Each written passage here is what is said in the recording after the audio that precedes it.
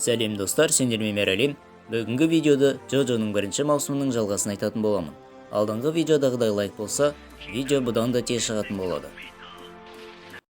Видео басталмас бұрын менің досымның арнасына тіркеулеріңізді сұраймын. Скейт шексіздігі, үйсіз әулие, Джокер фильмі және тағы да басқа қызықты аниме фильмдер осы арнада қазақша дыбыстамада шығады. Сілтемесі төменде. 1938 жыл. Джонатан қайтыс болғалы 49 жыл өтті. Спидвагон бай ауқатты болып үлгереді. Кейін қартайған Спидвагон мен Стрейс Мексикаға барады. Олар онда археологиялық топпен әрі хамондықтармен барады. Кейін олар көптеген тас бетперделерді табады. Стрейсқа бұрыннан Дионың қартаймай шексіз жастық шағы ұнайтын. Кенеттен ол барлық топ мүшелерін өлтіреді де бетпердені киіп вампирге айналады. Осы уақытта Джонатанның немересі Джозеф Джоссар Нью-Йоркта өмір сүретін. Ол Смоки есімді кішкентай барлықшыны полиция қызметкерлерінен құтқарады және оны өзінің жанына алып алады. Бірде мейрамханада отырған оларға біреу қатайып тұрып алады. Джозеф оны айырып жібереді. Сол кезде әлгі адамның бастығы олардан кешірім сұрайды. Оған қоса ол Спидвагонның танысы болып шығады. Ол оларға Спидвагон мен басқалары Мексикада Стрейс деген біреудің қолынан өлді деп хабарлайды. Кейінірек Джозеф пен Смоки кофе ішіп отырады. Сол кезде Стрейс келеді. Екеуі шайқасып кетеді. Джозеф оны Томпсон деген мылтықпен атса да, оған ештеңе болмайды. Кейін Джозеф қосалқы жоспарын есіне алып, оны көпірге келеді. Стрейс болса бір қызды тұтқынға алып алады. Ол Джозеф қашып кететін болса, оны өлтіретінін айтады. Ал Джозеф оған бейқам қарап, ондай тұтқынсызды не үшін құтқарамын дейді. Ал Стрейс ойнап тұрған жоқ екенін көрсетіп, оның тісін жұлып алады. Джозеф болса ашуланып кетеді. Кейін Стрейс жіберген күшті өзіне жібереді. Көпірден құлап бара жатқанда Джозеф ұстап қалып, Спидвагон жайлы сұрайды. Стрейс бағандағы адам деп айта бастайды. Баған адамдардың қанын жинай бастайды. Солай сонда тұрған адам ояна бастайды. Стрейс вампир болғанына өкінбейтінін айтып, хамонның өз-өзін жою күшін қолданып өледі. Джозеф болса Мексикаға аттанбақ болады.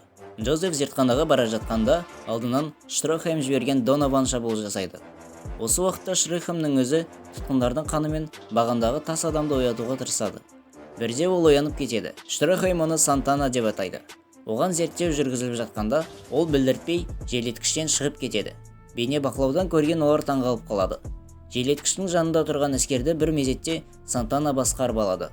Ол қолын мылтық ретінде көрсетіп, барлығын қатарынан өлтіре бастайды. Зертханаға Джозеф келеді. Спидвагонды алып кетпек болады. Ол Сантанамен шайқасуға келген жоқ еді. Десе де мәжбүр болады. Ол Сантанаға қарсы хамон техникасын қолданады. Бірақ оған бұл әсер ете қоймайды. Солай Джозеф оны күн сәулесіне келмек болады. Кейін оған Штрохайм көмектесе бастайды. Есікті ашпақ болғанда Сантана оны аяғынан ұстап алады. Есікті ашу үшін Джозефтен аяғын кесуін өтінеді. Ал ол кеседі. Есікті ашса да Сантана Штрохаймның аяғынан оның ішіне кіріп кетеді. Штрохайм Сантана секілдер көп екендігін айтып, бұның жай тәжірибе болғанын айтады. Сондықтан Джозефке Римде орналасқан бағандағы адамдар туралы айтады. Штрохайм Сантананы өлтіремін деген үмітпен өз-өзін жарып жібереді. Бірақ ол тірі болып шығады. Кейін Джозефке шабуылдайды. Джозеф Сантананы құдықтағы күн шағылысының астына қояды. Ал Сантана тасқа айналады. Спидвагон тасқа айналған қалдықтарды Вашингтондағы штаб пәтері Спидвагон қорына апарады. Және Сантананың өлмегенін біледі. Осы уақытта Джозеф Римге барып, Цеппелидің немересі Цезармен кездеседі. Цезар Джозефпен өте суық кездеседі. Тіпті оған шабуыл жасайды. Олар Марк атты неміспен бағандағы адамдар тұрған зертханаға барады. Ал дәл сол уақытта бір фашист тесікке қарамақ болғанда, Вам есімді адам оянып кетіп оны өлтіреді. Кейін қалған адамдардың қандай бейшара екенін көрсетіп, күшін қолданады. Сосын жанында тұрған адамдарды оятады. Олар оның қожайындары болып шығады. Олар AC/DC мен Cars. Бір кезде сонда Джозеф және қалғандары келеді. Үшеуі болса оларды көрмегенде өте шығады. Вам өтіп бара жатып, Маркты қағып кетеді. Солай Марк қиналып өле бастайды. Ол Цезарға оны өлтіруін сұрайды. Цезар оны өлтіреді. Кейін кегін алмақ болады. Цезар бағандағы адамдарға ашуланып шабуыл жасайды. Бірақ Вам оның бетін жаралайды. Джозеф те оған шабуыл жасайды. Қанша тырысса да, ол жеңіліске ұшырайды. Джозеф өзінің күш қуатын жоғалтқанын түсініп, ол қосалқы жоспарын есіне алып, Вамды вагонға апарады. Солай Цезар мен Спидвагонды құтқармақ болады. Вамды алдап онымен бірге кетеді. Бірақ кенет ол ұсталып қалады. Джозеф бір айдан кейін күшейіп, бағандардағы адамдарды жеңе аламын деп мәлімдейді. Ол әдейілеп Вамға «Мен негізі әлсізбін, хамонды жаңа үйреніп жүрмін» деп керемеждейді. Вам ашуланып оған қызығушылық танытып, Джозефтің жүрегіне сақинадағы уды қояды. Егер Джозеф оны бір айда жеңе алмаса, онда сақинадағы у еріп, Джозефті өлтіреді деп мәлімдейді. AC/DC де сақинасын Джозефтің мойнына қою арқылы дәл осылай жасайды. Мұны олар Джозеф қашып кетпес үшін істейді. Джозеф пен Цезарь Венецияға Лиза-Лизадан хамонды үйрену үшін барады. Лиза-Лиза оларды өзінің аралына келеді. Кейін екеуін май төгілген терең құдыққа түсіріп жібереді. Ол жерден тек хамонды пайдаланып шығуға болғандықтан Джозеф басында түсінбей тұрады. Кейін Цезарьға қарап үйренеді. 61 сағаттан кейін Цезарь жетеді. Кейін 9 минуттан кейін соң Джозеф те шығады. Сосын оларды Лиза-Лизаның көмекшілері Логгинс пен Мессиана жаттықтыра бастайды. Солайша сақинадағы удың еруіне 7 күн қалады. Бір күні Лиза-Лиза оқушыларына бағандағы адамдар іздеп жүрген Эш атасын көрсетеді. Тас олардың қолына түссе, адамзатта жақсылық күтіп тұрған жоқ дейді. Кейін Лиза-Лиза соңғы тапсырма береді. Джозеф Логгинсті жеңуі керек, ал Цезарь Мессиананы. Джозеф Логгинсті іздеп барғанда, AC/DC Логгинсті өлтіріп жатады. Оның мұнда келген себебі әлгі Эш атасы. Джозеф онымен ұзақ шайқасып, әйтеуір дегенде айласын асырып, сақинадан уға қарсы дәрін алып, мойнында тұрған сақинаны алып тастайды. Жеңісіне қуанған Джозеф кете барады. Бірақ ол AC/DC'дің миы арқасында тұрғанын байқамайды. Джозеф Лиза-Лизаның үйіне оралады. AC/DC'дің миы жасырын Сьюзидің басына кіріп кетеді. Солай AC/DC Эш атасын алып, оны поштамен салып жібереді. Кейін Цезарь келеді. Сосын ол мән-жайды түсінеді. Джозефке кенет бір ой келіп, Цезарь екеуі хамонды қолданады да миды шығарады. Ал ол болса күнге киіп кетеді. Эш атасының Швейцарияға жөнелтілгенін білген Джозеф пен қалғандары Швейцарияға келіп, пойызға жетіп алады. Сөйтсе онда фашистер жүр екен. Олар Эш атасын алады. Джозеф пен қалғандары онымен айқаспайды. Ал фашистердің басшысы бірігу жайлы әңгіме қозғайды.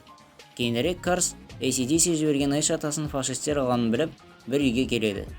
Кіші арқылы 5 адамның тұрғанын біліп, оларды өлтіріп тастайды. Бірақ үйге кіргенде, онда тағы бір адам тұрғанын көріп түсінбей қалады. Джозеф те келіп қалады.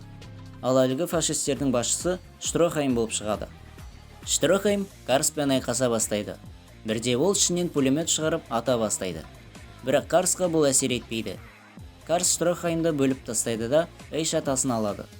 Ал Штрохайм тағы бір қарумен көзінен ультра күлгін сәуле атады. Эш атасы сығып жардан құлай бастайды. Артынан Джозеф пен Карс кетеді. Карс оны алып үлгерсе де, Джозеф аяғымен қарды шашып жіберіп тасталады. Алайда Карс тағы бір жүзін шығарып, оны кеудесіне кіргізеді де өзімен алып кетеді. Джозеф құлап бара жатып, жоспар ойластырып үлгереді. Ол мұздан арқан жасайды. Ал оған Цезарь көмектеседі. Солай ол шығып кетеді. Ал Карс болса оған тағы бір күн беретінін айтып кетіп қалады. Келесі күн олар AC/DC жазған мекенжай бойынша бір қонақ үйге келеді. Цезарь болса дәл қазір шабуылдау керек десе, Джозеф түнде шабуылдайық дейді. Солай екеуі сөзге келіп қалады. Тіпті төбелесіп кетеді. Цезарь оны қорқақ деп өзі кетіп қалады. Цезарьдің әкесі Марио Цеппери үздік шеберлердің бірі болған. Ол отбасын жақсы көретін. Цезарь үшін ол ғажап адам еді. Цезарьдің 10 жасында Марио із-түссіз жоғалып кеткен. Солай ол оны жек көре бастайды. Көше бұзақысына айналады. Бірде есейген шағында ол әкесін кездестіреді. Екеуі бағанға кіргенде Цезарь бірдеңені басып қалады. Бұл тұзақ болып шығады. Марио оны қорғап өзі өледі. Енді Цезарь қонақ үйге кірмек болғанда алдынан көрінбейтін біреу шығады. Сөйтсе бұл күнге қарсы күшін қолданған Вам болып шығады. Екеуі қонақ үй ішінде шайқаса бастайды. Цезарь күшті болғанын көрсетіп, жойқын соққылар жібереді. Осылайша ол оны жаралайды. Соңғы соққы бермек болғанда Вам алдауына түседі. Ол көп қан жоғалтады. Айқасуға әлі жетпейді. Десе де Вамның еріндегі сақинаны жұлып алады. Ол бар күшінен ішінде сақина мен таңғыш тұрған көпіршік жасайды да өзі өледі. Ғимаратқа кеш жеткен Джозеф пен Лиза-Лиза оның қайтыс болғанын, әрі ол сақинаның алғанын біліп жылайды. Джозеф пен Лиза-Лиза Вам қалдырған қан іздерімен жүріп келе жатады. Бір кезде оларға Вайрат Бэг есімді вампир шабуыл жасайды. Лиза-Лиза оны шарф арқылы денесіне хамон енгізіп, әп-сәтте жеңеді. Джозеф пен Лиза-Лиза Вам отырған бөлмеге келеді. Онда Карс пен Вам кездеседі. Оған қоса онда 100-дей вампир болады. Карс басты кейіпкерлерді бірден өлтіргісі келеді. Бірақ Лиза-Лиза болса Эш атасында жарылғыш заттар тұрғанын айтады. Сондықтан таста оңай алмайтынын түсіндіреді. Лиза-Лизаның ұсынысы былай еді. Джозеф Ваммен шайқасса, ал Лиза Карспен шайқасады. Солай екеуі олардың шартын қабылдайды. Айқас басталар бұрын Джозеф тастарды Вамның күймесінің астына қойып қояды. Ай түскеннен кейін шайқас басталып кетеді. Джозеф бірінші болып кетіп қалса, Вам әлгі тастардан болып жүре алмай қалады. Аренаға қару қойылып отырғандықтан Джозеф балғаны алып үлгереді. Бірақ қуанышы ұзаққа бармайды. Вам қару тұрған бөренені қоса жұлып алады. Джозефке қарай лақтырады. Джозеф құлап түседі. Вам жылқылар оны таптап кетеді деп ойлайды. Бірақ Джозеф үстінен асып түсіп, оның жылқысына түседі. Алайда Вам күймеде жоқ болады. Джозеф вампирлердің басқа тіршілік көзінің ішіне кіре алатындығын ұмытып кетеді. Вам оны ұстап алады. Джозеф сытылып кетеді. Ендігі Джозеф жылқының ішінде тұрған Вамға соққы бермек болғанда, Вам өз күшін қолданады. Бәрі Джозефті өлді деп ойлайды. Десе де бұл оның кезекті алдауы еді. Ол Хамонды пайдаланып, соққыны Вамның өзіне жіберген екен. Вам қолын жарақаттап алады. Карс қаруды қоюды бұйырады. Келесі қару арбалет болып шығады. Джозеф өте ақылды болғандықтан үлкенін таңдайды. Ал Вамның қолына кішкентайы түседі. Джозеф арбалет үлкен болғандықтан оқтауға күші жетпей қалады. Ал Вам әлдеқашан оқтап үлгереді де атады. Оқ жылқыға тиеді.